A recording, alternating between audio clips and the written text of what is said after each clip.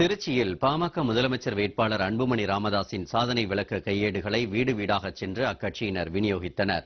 சட்டப்பேரவைத் தேர்தலையொட்டி திருச்சி திருவரங்கம் பகுதியில் பாமகவினர் பரப்புரையில் ஈடுபட்டனர். வீடு வீடாக சென்ற அவர்கள் அன்புமணி ராமதாஸின் சாதனை விளக்க கையேடுகளை விநியோகித்து வாக்கு சேகரித்தனர்.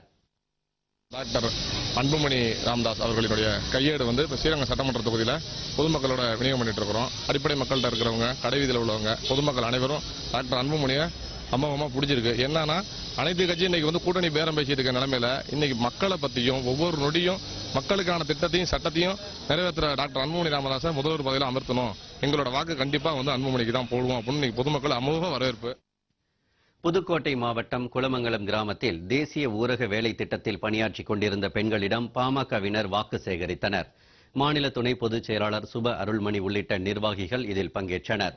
திண்டிவனத்தில் வழக்குரைஞர் சமூக நீதி பேரவையின் ஆலோசனைக் கூட்டம் மாநில சட்ட பாதுகாப்பு குழு செயலாளர் வழக்குரைஞர் பாலாஜி தலைமையில் நடைபெற்றது. இதில் பாமக மாநில துணைத் தலைவர் ஏழுமலை, மலர்சேகர், பாதிரி கோவிந்தசாமி, வடபழனி ஆகியோர் கலந்து கொண்டனர்.